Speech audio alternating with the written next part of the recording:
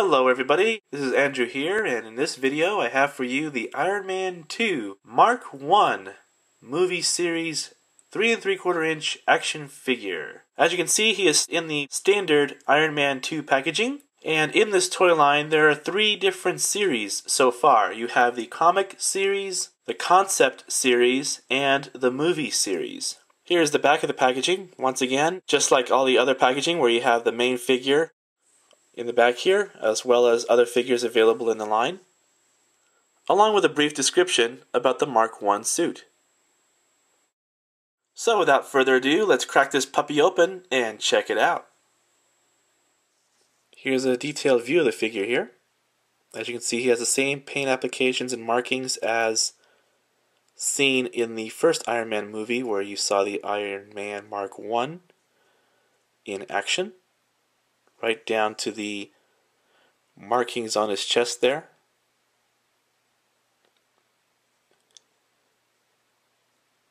And I have to say, despite it being a smaller figure than the 6-inch one, it has better paint applications and is more detailed than its larger predecessor.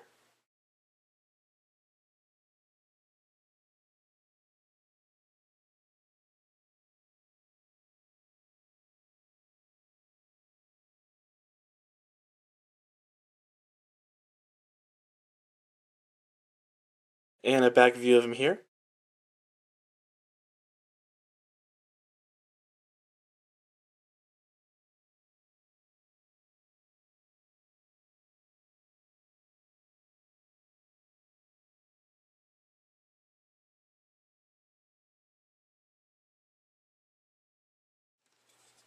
Included with the Iron Man Mark 1 is the usual stand for this line, a flamethrower, the missile that goes with the flamethrower, which is supposed to be a flame, and the 3 cards that, when combined, creates the schematics for the Iron Man Mark 1 figure. The flamethrower attaches to his left forearm, and while it stays rather secure, it can be very easily flicked right off. To fire the missile, there's a button located right here. All you have to do is support it, aim it, and fire. Poor Cobra Commander. His head can look a little bit to his right, and of course a little bit to his left. And as far as his other points of articulation, most of his joints are so stiff it almost feels like I'm going to break the figure, particularly on his shoulders. I mean, they are very tight. This is as far as he'll go on his shoulders. He can do the usual 360.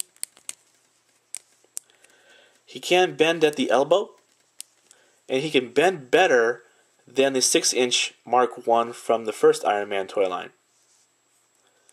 At least you notice that there is a bend. He can also twist at the elbow all the way around. He has no hand movement, but it is nicely painted. He does have full waist articulation right here. I mean, all the way around. Legs, oh my god. Once again, these ball joints are the bane of these figures. And while I can live with how they did it on Stealth Operations Iron Man, which are actually not that bad, it is extremely difficult to get them to go where you want them to go. They will do it, but getting them to do it is a battle in of itself. But once you do, you can get some pretty decent articulation out of them. It's just really, really hard. And if you can hear that, yes, that's how it sounds like.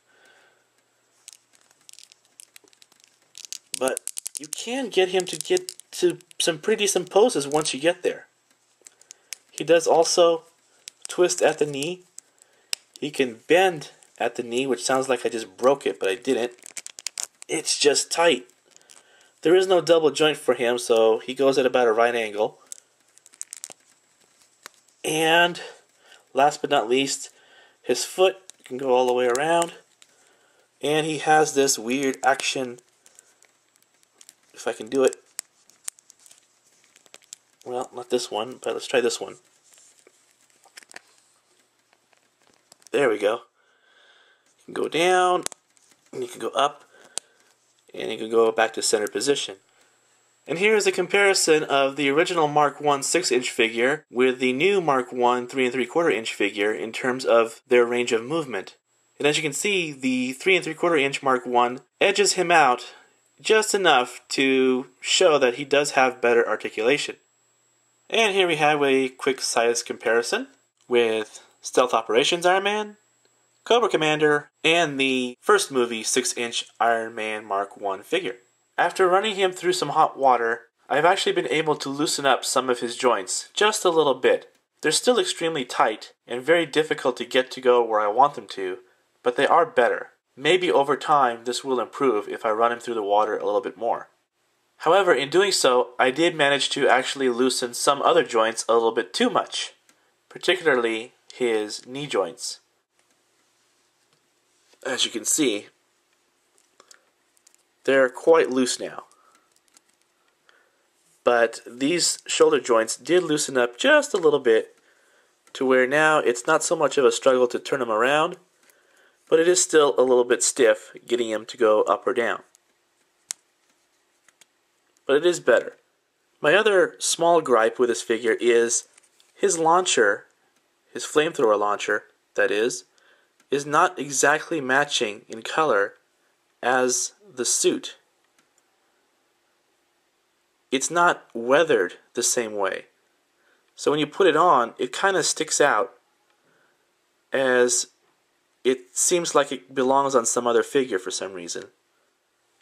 But other than that, he's really a nice figure. I think that it's just a small quality control issue. Some figures might have really tight joints, some figures might have other variations of that. He's very well detailed. He's got a lot of nice paint applications. He has a nice wash to him where he looks like he's beat up and made from other different parts. So with that said, do I like this figure? Absolutely. This is Andrew saying thanks for watching, and I'll see you guys next time. Later.